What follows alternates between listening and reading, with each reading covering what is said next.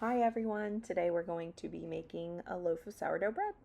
So I started with 185 grams of active bubbly sourdough starter, and I've added 350 grams of warm filtered water to it that I've just heated up in my kettle. Once you've added your water, you're going to whisk it all together until it makes a nice little frothy soup.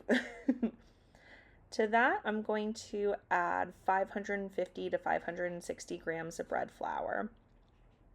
You're going to mix it until a messy dough is formed and all of the flour is incorporated. Okay, here I've added 13 grams of fine sea salt and I'm mixing it in by hand, wetting my hands to make sure the dough doesn't stick too bad, and I'm mixing until I don't feel it anymore. Okay, now I've let the dough rest in a warm spot for 30 minutes covered with that bowl cover. And I am going to do 2 sets of stretch and folds that are approximately 45 minutes apart. This is going to help the gluten to develop in the dough. So I'm just stretching it and pulling up and then folding it in on itself, turning the bowl 90 degrees and folding it again. So you're going to do that 4 times and then wait 45 minutes, do another set of stretch and folds, and wait another 45 minutes. Next is the coil method. Okay guys, now we're going to review the coil method. Yep, that's baking.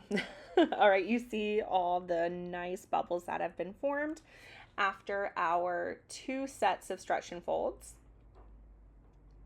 So what you're going to do is wet your hands, which are clean. I feel like I shouldn't have to say that, but I'm going to. You've washed your hands and now you're wetting them with filtered water. And you're going to lift the dough up and let it fold in on itself. Turn the bowl 90 degrees, do it again, and you're just gently pulling it up and letting it fold on itself as you set it down. And here I'm using a bench scraper to scrape the dough off the sides. Okay, folding or coiling again after turning the bowl 90 degrees. This is a third. And again, scraping and doing one more coil. And you see how tight the dough comes, or it becomes the third and fourth coil. Okay, you're gonna wait 45 minutes with the bowl covered and do one more set, wait another 45 minutes, and here you see me getting ready for last step for today. I'm preparing my banneton with its liner, and I've let my dough rest for about 3 to 3.5 hours, and it's risen to where I'm ready to shape it into the loaf form. All right, you're going to see all these bubbles. It's jiggly and starting to pull away from the sides. That's how you know that it is ready to be formed.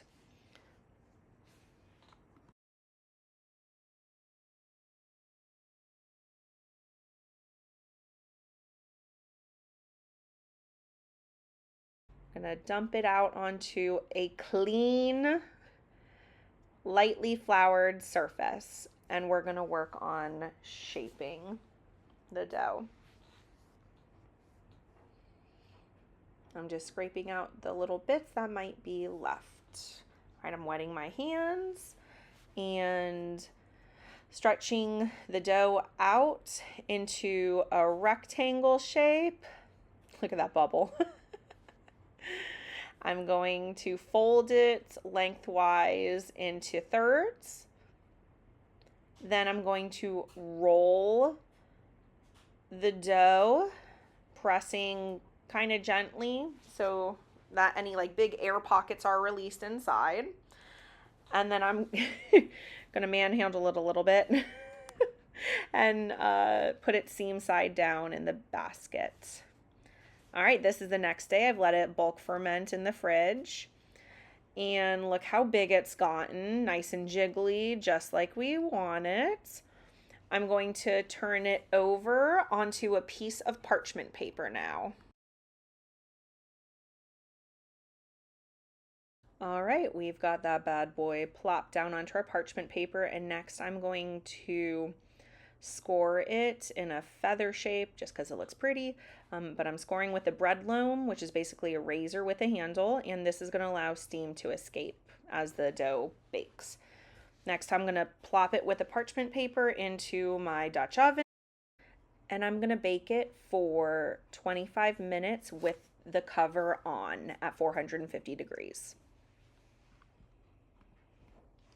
This is what the loaf looks like after that 30 minutes at 450 with the lid. Next, we're going to put it back into the oven with the lid off for 20 to 25 minutes to get it nice and browned. Here it is after that time. I hope you've enjoyed this video. Click subscribe and come back for more videos. Have a good one.